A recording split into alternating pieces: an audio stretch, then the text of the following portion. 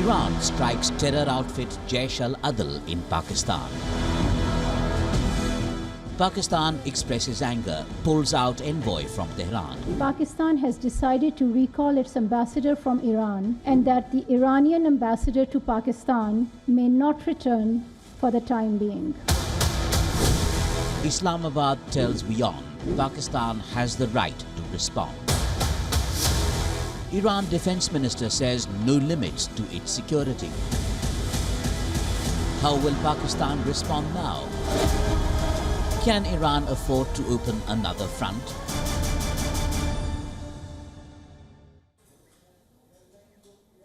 Now, Iran's Revolutionary Guards conducted an attack on what they claim as militant bases in Pakistan's Balochistan province. This has strained the ties between the two countries. Tehran's top diplomat said at Davos that his country's armed forces targeted an Iranian terrorist group in Pakistan after Islamabad said that the strikes killed 2 children. Iranian foreign minister said that on target was Jaish al-Adl group, which is an Iranian terrorist group.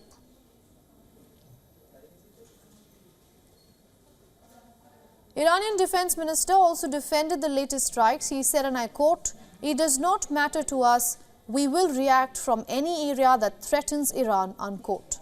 The Iranian defense minister added that Iran's reaction will be proportionate, decisive and tough. Pakistan's foreign ministry condemned the strike as an unprovoked violation of its sovereignty. The country has recalled its envoy from Iran and has asked the Iranian envoy, currently visiting his home country, not to come back. Pakistan has also suspended all high-level official interactions. Its delegation engaging in joint border trade committee talks has also returned from Chabahar in Iran, ending the meeting midway due to the attack. Given the history of cordial relations between Iran and Pakistan, it was a sad incident that happened yesterday. And the government of Pakistan, especially the Ministry of Foreign Affairs, has already responded. We have taken some measures and we are assessing the situation. We are also in the process of investigation. What happened and when, and who is responsible for it. The attack by Iran on Pakistan raises the risk of further escalation and instability in the region, where geopolitical rivalries and internal conflicts can easily ignite a larger regional conflict. This is not the only time Iran has launched airstrikes on neighboring countries. On Monday, Iran's Revolutionary Guards launched missile attacks on multiple targets in Syria and in Iraq's Kurdistan region. The official Iranian news agency said that missiles destroyed a spy headquarters and a gathering of anti-Iranian terrorist groups in Erbil on January 3rd. The Iranian troops hit ballistic missiles in Syria at what it dubbed as gathering places of commanders and main elements related to recent terrorist operations. Suicide bombers struck crowds gathered near the tomb of the late IRGC General Qasem Soleimani in the southern city of Kerman. The attack, for which the Islamic State group later claimed responsibility, killed around 90 people and left scores of others wounded. In December last year, at least 11 Iranian police officers were killed in an attack on a police station in Rask. This is in the southeastern province of Sistan, Balochistan. Now, that attack was claimed by Jaish al-Adl in a brief statement on its Telegram channel.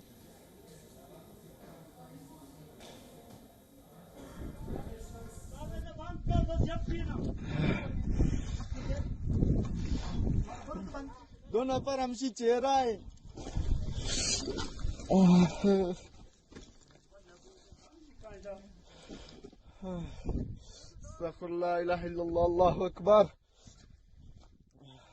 جان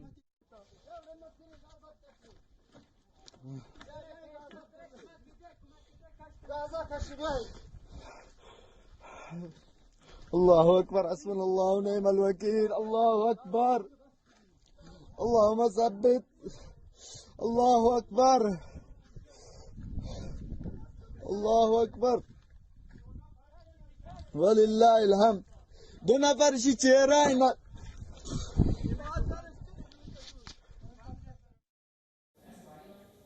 Now for more on this, we are being joined by our Pakistan Bureau Chief Anas Malik and also Dr. Tawheed Asadi. He is a political analyst at the University of Tehran.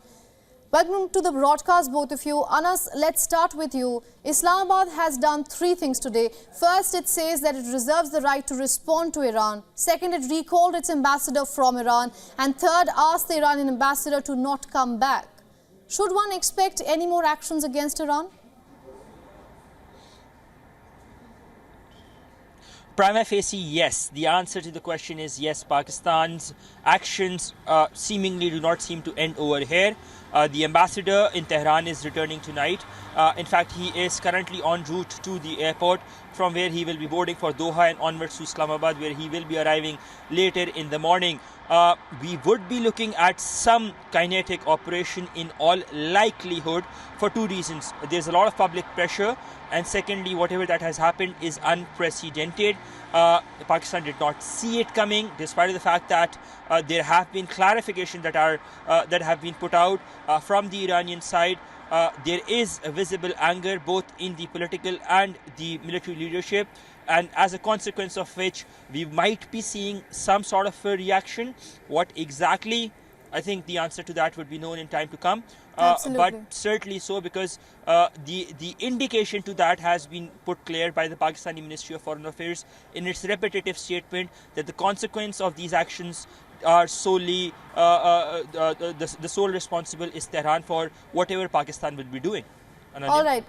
Dr. Saudi, if you could just come in and explain the diplomatic blowback of this, because ironically the attacks came amid heavy interaction between Pakistan and Iran, and we saw it both civilian and militarily. So what's next?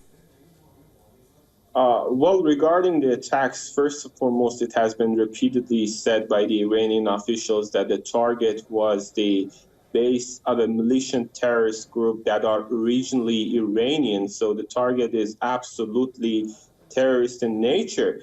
But we have to, this is a very catastrophic incident, let it be clear. But the point is that Iran has been repeatedly saying that it respects the sovereignty of other countries, including Iraq and Pakistan. And needless to say, Iran's cooperation with these two countries, Pakistan and Iraq, is quite clear, and they have a clear background of cooperation on fight against terrorism. But the incidents, such as the one that we saw in Pakistan, are clearly indicative, are clearly indicating the fact that Iran has got this zero tolerance policy pertaining to terrorism. And this is just not one incident out of the blue, but it is a continuation of a series of events in which, for instance, Iranian targets were attacked by this same group. And of course, I can certainly make you sure that Iran has warned for several times to Islamabad that these attacks should be stopped, these groups should be stopped. And if there is no such a thing, there is no guarantee and assurance from other countries that Dr. Saudi, quickly, I would bring in my correspondent here. You say that Iran had spoken to Pakistan before warning. Anas, did you hear anything, and what is Pakistan responding to something like this? That there were previous warnings sent out by Tehran to Islamabad? To Pakistan. Just to give you a geography on the area, Panjgor happens to be at about 8 kilometers diagonally from the Iranian border. Last year, we saw an attack on the Pakistani security forces. The Pakistani side alleged that the terrorists that came from the Iranian side and the Pakistani side had summoned the Iranian ambassador on the 20th of January 2023, less than a year ago. So this particular area, the Iranian side alleges that it's being held as a whole by the Jaish al-Adl. But there is still ample amount of evidence that Pakistan has captured people such as Abdul Malik Regi, tipped the Iranian intelligence off. There has been tips about with regards to that. But people who are wanted by Iran are essentially not on the Pakistani side. With that, the people who are wanted by Pakistan, they happen to have been on the other side of the border, and that is the reason we saw that summon last year and that Panjgore attack.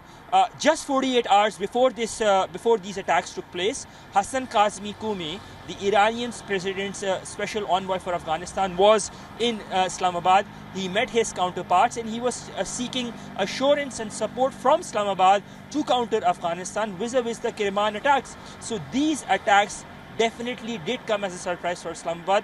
The reason Islamabad is quite jittery in reacting, and it is constantly making it clear that it will react, and the consequence of that lies with Tehran. Right. Dr. Saadi, if you could just quickly zoom out a little. If we look at Iran right now, it is supporting Hamas in Gaza. It launched strikes in Iraq and Syria. Iran-backed Houthis are targeting vessels in Red Sea. I want to ask you this. How is Iran looking at West Asia, and how should the other countries see Iran at the moment?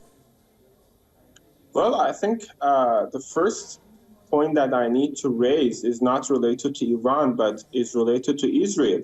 Of course, Iran is located in the Southwest Asia, and just like other countries, has got a serious concern about the security of the region because of the fact that a huge amount of Iran's income is coming from the oil, and it is highly dependent on the security of the region.